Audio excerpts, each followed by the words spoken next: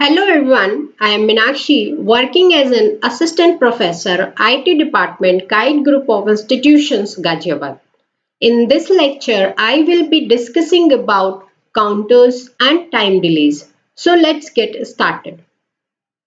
What is a counter? A counter is designed by loading appropriate number into one of the registers. So we have a register and we load a number into it to make it a counter. We will update this counter so we can increment this value or we can decrement this value. We use INR for incrementing the register or DCR instruction for decrementing. A loop is established to update the count. Each count is checked to determine whether it has reached to its final value. If not, the loop will be repeated. First, we will initialize the counter. We will load the value into a register. We can display the value. Now we will update the value uploaded into register. If the value has reached to its final value, then we will exit from the loop. Otherwise, we will repeat the loop. So in this way, we can create a counter. What is our time delay? Sometimes we require to introduce the delay in our program. The procedure to design a specific time delay is similar with setting of a counter. Here, we will also take a register to load a value, and depending on the time delay required, the value of register will be decremented until it reaches to 0. By setting a loop with conditional jump, we can create a time delay. This loop will cause a delay depending on the clock period of the system. So to implement the time delay, we will require a value into a time delay register and clock period of the system. We can design time delay using three techniques. Time delay using one register, time delay using register pair, and time delay using a loop within a loop. First, time delay using one register. A count is loaded in a register and loop is executed until the count reaches to 0. First, we will load a value into the register. Now we will decrement the register value. We will test whether it is reaches to 0 or not. If not, then we will repeat the loop again. We will decrement the register and we will test the value again. To implement time delay, we will have some instructions within the loop or outside the loop.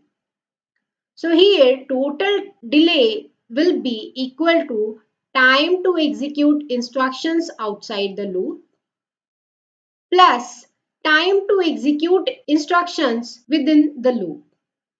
Time required to execute one instruction will be number of T states into clock period of the system. Number of T states required to execute that instruction into the time of 1 T state or clock period.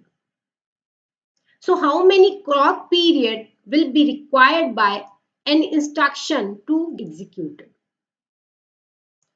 So if the clock frequency of system is F, then clock period will be 1 by F. So time delay in loop will be T into loop T states into N10, where T is the clock period, loop T states, the number of T states required by the instructions in a loop into N10. N10 is equivalent decimal number of the hexadecimal count loaded in the delay register. So we will calculate the decimal equivalent of the hexadecimal value which is loaded into the delay register. In this fashion, we can calculate the total delay introduced. Here we have an example. This is the program. Here we have one instruction outside the loop, MVI, and this instruction takes 70 states to get executed. We have written a loop to implement the time delay, and this loop has two instructions. One is DCR to decrement the delay register, and this instruction DCR takes 40 states to get executed. Then we have a conditional jump condition instruction to jump to the loop. This instruction will require 10 T state whenever the condition is true and 7 states when the condition gets false. So we have written 10/7. Suppose the system clock frequency is 2 megahertz. Then we will calculate the clock period, which is 1 by f, and we will get 0.5 microsecond. Now we will calculate the time to execute the instruction outside the loop, that is MVI. So time to execute MVI will be T states for MVI, and T stage for MVI is 7 into clock period. Clock period is 0.5 microsecond as we have calculated here. The total time will be 3.5 microsecond. Now we will calculate time delay inside the loop. So in this we have time clock period T, that is 0.5, loop T states. Within the loop, we have two instructions, and DCR takes 4 T states and J and Z takes 10 T state when condition is true. So first we are taking 10 T states and then we will adjust the time delay. So first we have taken 10 T states required to execute J and Z. So time delay will be T into loop T state into N10. So time clock period is 0.5 into total T states required by the instructions inside the loop, and that is 14. And now we will have the decimal equivalent of the hexadecimal value stored in register. So here we are using C register, and we have FF hexadecimal value in this register. Now we will calculate the decimal equivalent of this value. So 255 is the decimal equivalent of FF hexadecimal. So here in this formula we will take 255 as a decimal equivalent of FF hexadecimal value. We have taken 255 as a decimal equivalent of FF hexadecimal value. In the last iteration of the loop, when condition is false, the J and Z instruction will take 70 states out of 10. But in the previous calculation, we have taken 10 states in place of 7. So to adjust the time delay value, we have to subtract 3 state calculation from this calculated value. So adjusted loop delay will be time to execute loop instructions. So total time for loop instructions we got 1785. Now we will subtract 3T state into clock period. it will be 1.5 microsecond. So subtracted value will be 1783.5 microsecond. As you can see, the difference between loop delay and the adjusted loop delay is approximately 2 microsecond. It can be ignored in some cases.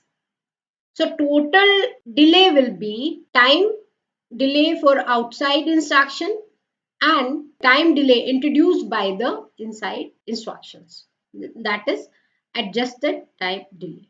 So we will have the final value 1787 microsecond. In this way, we can calculate the time delay using one register by looping. Time delay using a register pair. In the previous example, we were taking a one register of 8-bit length, but here we will take a register pair of 16-bit length. So time delay can be increased because a bigger value can be stored in 16-bit register.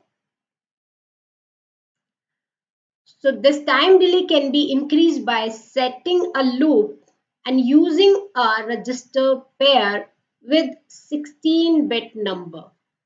So maximum number can be FFFF in hexadecimal value. Now the 16-bit number is decremented by DCX instruction. DCR for decrementing the content of a register and DCX is an instruction to decrement the 16-bit value. DCX instruction does not set the zero flag. So to set the zero flag, we should have some additional instructions, additional mechanism. So we will see in the next example. So here time delay using a register pair. Here we have one instruction LXI. This instruction is used to load a 16-bit value which is present in instruction into a register pair BC. So here this BC pair is a delay register. Now we will implement a loop and we used DCX to decrement the 16-bit content which is stored in BC register pair. This instruction will not set a zero flag. So we have to set the zero flag.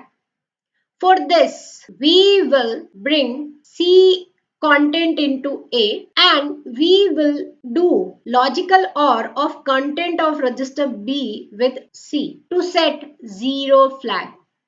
And then we will test whether zero flag is set or not. So we will use jump not zero.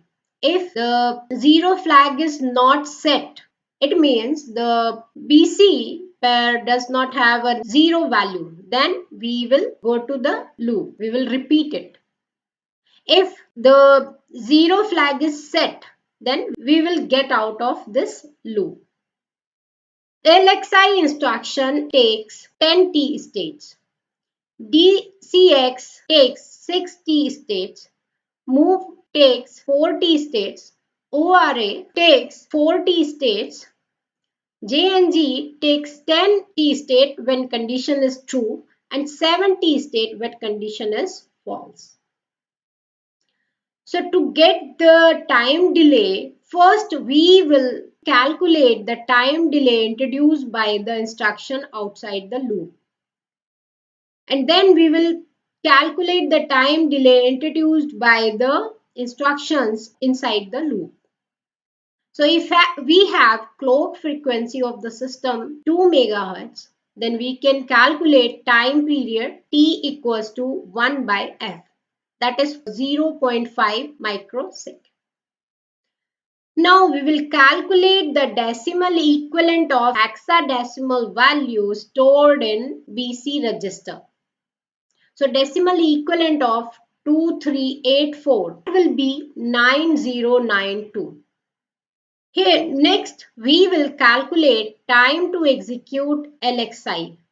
The formula is T states into clock period. Then we will have 5 microsecond time to execute LXI. Now we will calculate time delay in loop. So the formula is T into clock period into loop T states into decimal equivalent of the time delay register content. Now we will have 0.5 for clock period, 24 T states inside the loop, as we have 6 plus 4 plus 4 plus 10 when the condition is true. So total 24 T states are consumed inside the loop, and we will have the decimal equivalent of hexadecimal value. And now we will get the time delay. Here we can adjust this time delay for the loop by subtracting time delay of 3 T states, because we have taken 10 for all the iteration of loop, but for last iteration of the loop this instruction will take 7 T states. So we can adjust the time delay in loop. In this way, we can calculate the time delay using a loop and a register pair value. If we have got the idea how a time delay using loops can be calculated, we can also calculate the time delay using loop within the loop. In this lecture, we discussed about counter and time delay. Thank you. Happy learning.